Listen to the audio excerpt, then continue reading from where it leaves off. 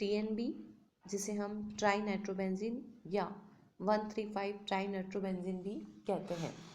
ठीक है, it can be prepared by nitration of meta nitrobenzene in vigorous condition, but the yield is very less.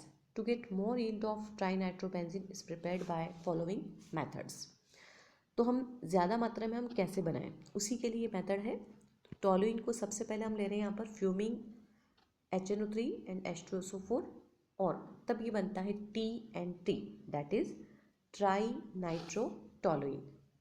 ऑक्सीकरण हम करवाएंगे इसका, और ऑक्सीकरण से यहाँ पर CH3 समूह COH समूह में कन्वर्ट होगा, जिसे हम कह रहे हैं 2,4,6 ट्राई नाइट्रोबेंजोइक एसिड, जिसको कैल्शियम ऑक्साइड और NaOH के प्रेजेंस में जब अभिकृत करवाते हैं तो हमें ये मिलता है ट्राई नाइट्रोबेंजीन, जिसकी यील्ड काफ़ी ज़्यादा होती है।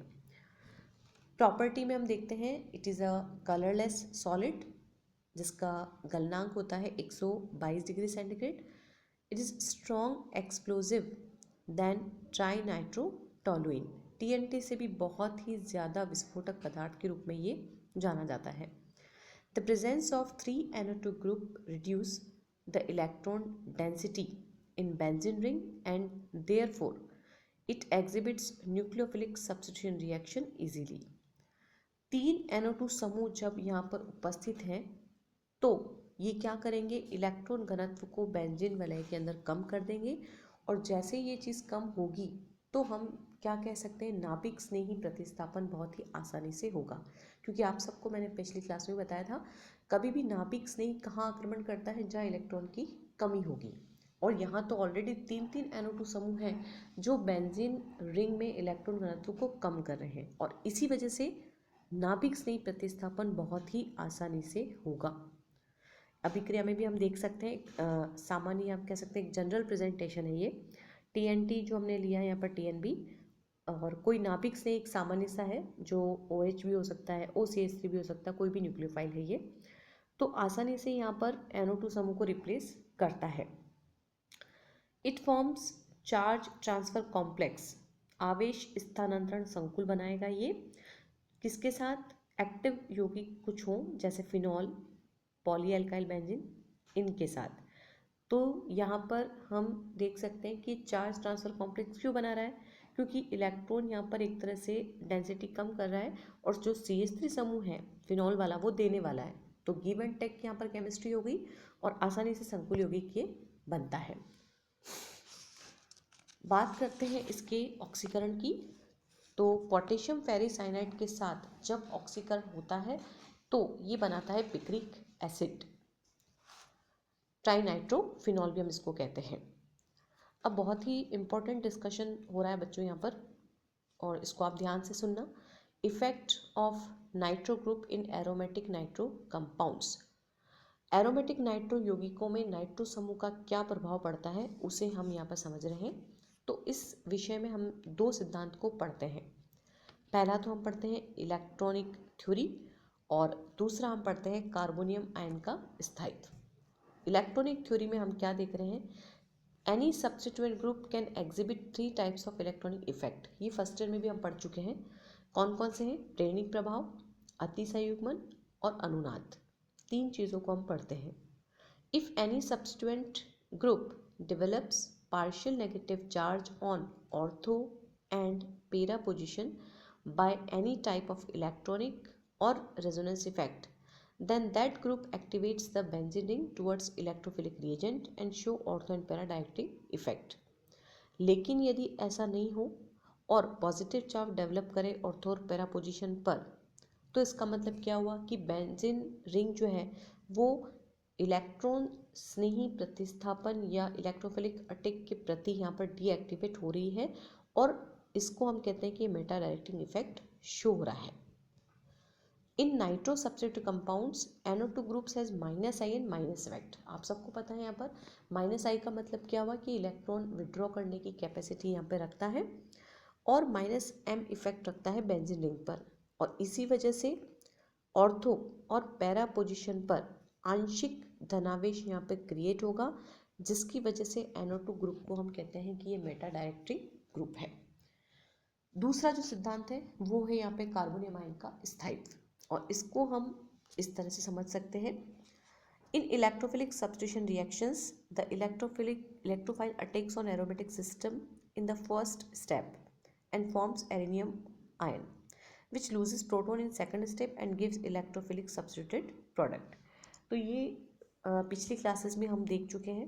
प्रतिस्थापन जब हम पढ़ते हैं इलेक्ट्रॉन्स नहीं, जब आक्रमण होता है यहाँ पर, तो प्रथम पद में जैसे आक्रमण कर रहा है एरोमेटिक सिस्टम पर, तो उस समय हम क्या देखते हैं कि यहाँ पर अटैक हुआ, और अब जब अटैक होने के बाद उसकी अनुनादी संरचनाएं भी बनती हैं, तो फाइनल जो प्रोडक्ट बनेगा तो वहाँ पर प्रोटॉन लूज होता है, रिमूव होता है, और हमको एक स्थायी प्रोडक्ट मिलता है। कैसे, ये देखो इस डायग्राम में नाइट्रोबेंजीन हमने लिया, तीनों पोजीशन हम देख रहे हैं, ऑर्थो, मेटा एंड पैरा। सबसे पहले हम ऑर्थो को देखते हैं। ऑर्थो पोजीशन पर जैसे ही यहाँ पर आ रहा है एक अटैक, एक हम देख रहे हैं NO2 का कोई हम, तो ऐसी स्थिति में अब क्या होगा, यहाँ पर पूरा ये डीलोकेलाइजेशन आप देख सकते हो, और ये अनुनादी संरचना इसकी यहाँ पर फॉर्म हो रही है। ठीक है, मेटा पोजीशन पे हम देख रहे हैं, मेटा पोजीशन पर NO2 समूह जैसे लगा है यहाँ पर, तो यहाँ पर भी हम देख रहे हैं कि यहाँ पर पूरा डीलोकेलाइजेशन हो रहा है। सेम चीज़ पैरा में भी है। अब यहाँ से इस स्ट्रक्चर से क्या हम देख रहे हैं कि यहाँ पर जो T बना हुआ है, T मतलब ये पैरा पोजीशन के अंदर जो T स्ट्रक्चर है, राउंड में हमने T लिखा हुआ है, यहाँ पर एक एक्स्ट्रा रेजोनेंस स्ट्रक्चर है and is also obtained from the attack of NO2 positive ion at ortho and para position of nitrobenzene, in which positive charge is developed on the carbon atom where substituent NO2 group is already attached। जिस carbon परमाणु से NO2 जुड़ा हुआ है वहाँ पर धनावेश आया है, ऑर्थो में भी देख सकते हैं हम और पैरा में भी, जबकि मेटा में ऐसा कहीं नहीं है। तो ये चीज़ इसको काफ़ी फेवरेबल बनाती है। The -I and -M effect of NO2 group destabilizes this structure and the structure is obtained by attack of NO2 ion at meta position। तो एक तरह से क्या कंक्लूजन निकला है यहाँ पर, if any electrophile attacks nitrobenzene then it will form meta substituted derivative due to more stability of meta arenaeum ion। Substitution reaction in substituted nitro compounds and effect of nitro group। यदि कोई यहाँ पर प्रतिस्थापन समूह लगा हुआ है nitrobenzene के साथ, उस स्थिति में हम किस तरीके से इस अभिक्रिया को देखेंगे वो यहाँ पे समझा रखा है। जैसे हम ले रहे हैं नाइट्रो ग्रुप है यहाँ पर और क्लोरो भी है। अब हम यहाँ पे देखें कि प्रतिस्थापन हम क्या क्या कर सकते हैं।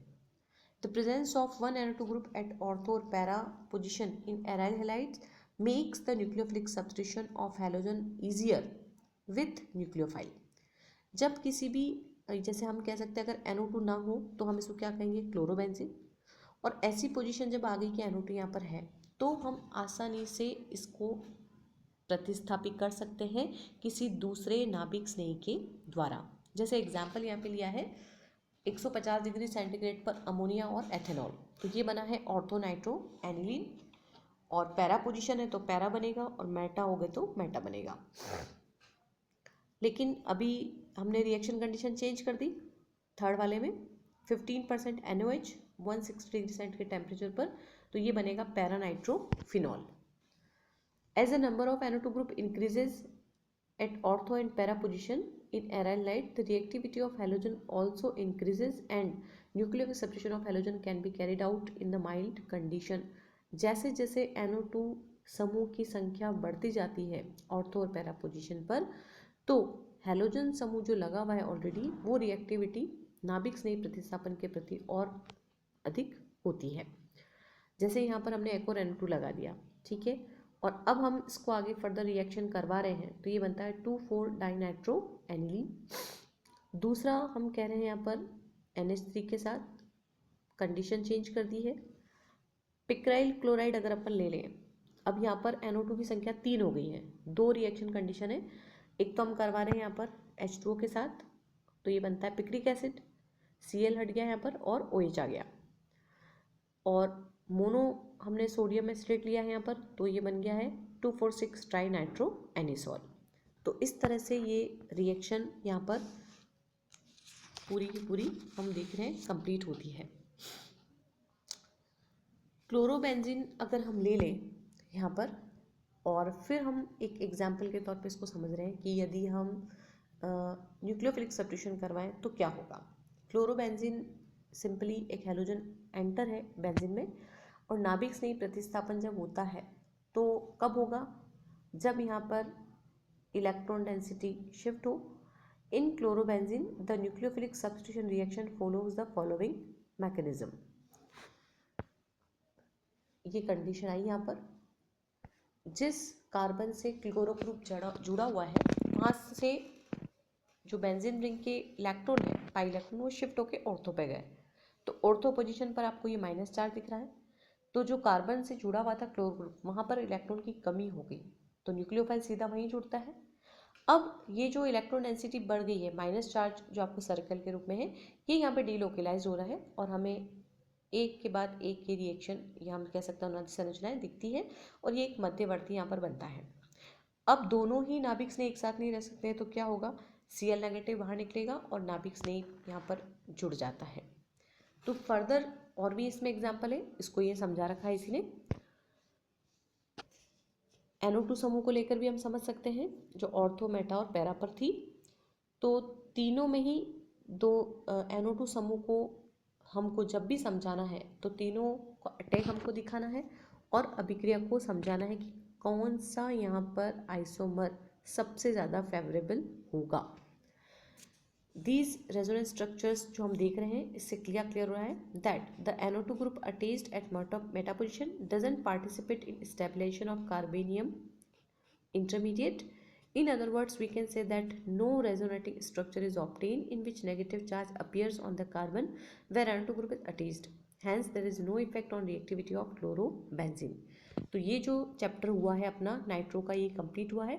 नेक्स्ट अमीनो से रिलेटेड टॉपिक हम बाद में बात करते हैं।